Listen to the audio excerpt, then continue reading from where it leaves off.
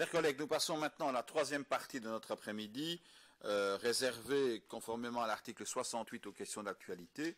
Je rappelle que la portée de celle-ci est connue des ministres et qu'elle permet un double échange entre le Parlement et l'exécutif.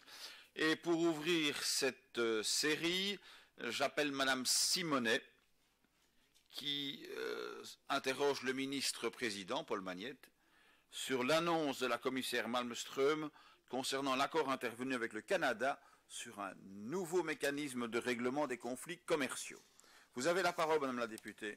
Merci, Monsieur le Président. Monsieur le Ministre-Président, lundi, alors que nous étions en commission et que nous procédions à des auditions précisément sur le CETA, cet accord avec le Canada, eh bien, nous avons appris par le site de la commissaire Malmström que celle-ci, avec sa collègue, avec le Canada, aurait négocié une modification du CETA. Alors, nous savons que le CETA pose des problèmes ici au sein de cette enceinte, mais également auprès de toute une série d'acteurs, de même que le TTIP, l'accord avec les États-Unis, et notamment pour les fameuses, le recours aux cours d'arbitrage privé qui sont si onéreuses et que l'on appelle l'ISDS.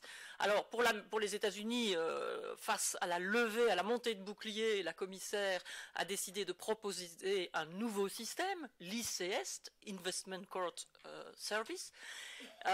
Est-ce que la nouveauté pour le CETA, que la commissaire qui nous a fait l'honneur de venir il y a quelques semaines ici au Parlement wallon nous disait qu'il était clôturé, le traité est clôturé, est-ce que la réouverture du CETA concerne le remplacement de cet arbitrage privé par l'ICS? Avez-vous déjà des informations à ce sujet?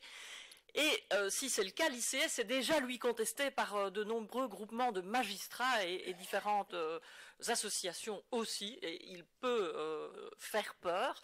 Et donc, est-ce que les traités sur le fonctionnement de l'Union européenne peuvent nous permettre, l'article 218, d'interroger directement la Cour de justice, la Cour européenne de justice, sur la compatibilité de ce système avec les règles européennes? Est-ce que la Belgique ne devrait pas, ne pourrait pas le faire? Je vous remercie des informations que vous pourrez déjà nous apporter, Monsieur le Ministre-Président. Alors, avant de donner la parole au ministre-président, Madame Zrien se joint à la question de Madame Simonet sur le même thème, et puis bien sûr, nous viendrons près du ministre-président. Chers collègues, vous avez la parole. Merci, Monsieur le Président. Chers collègues, revenir sur ce point entre le traité CETA et le traité TTIP sur le volet de ce règlement des différends tient en fait en deux mots.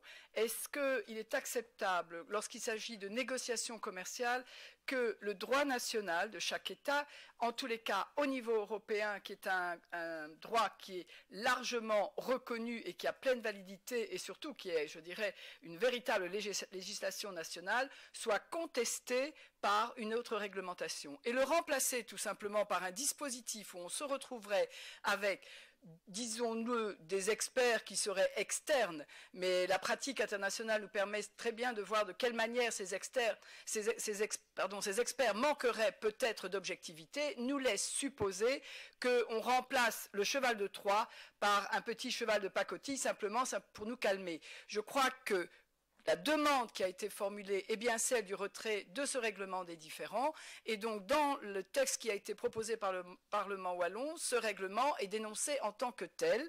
La question qui se pose aujourd'hui, c'est est-ce que nous nous laisserons leurrer simplement par une proposition telle qu'elle est faite par la commissaire et qui continue à être contestée aussi bien par un certain nombre de magistrats, mais aussi bien par toutes les associations qui se plaignent de ces deux traités. Merci. Merci, Madame Srien.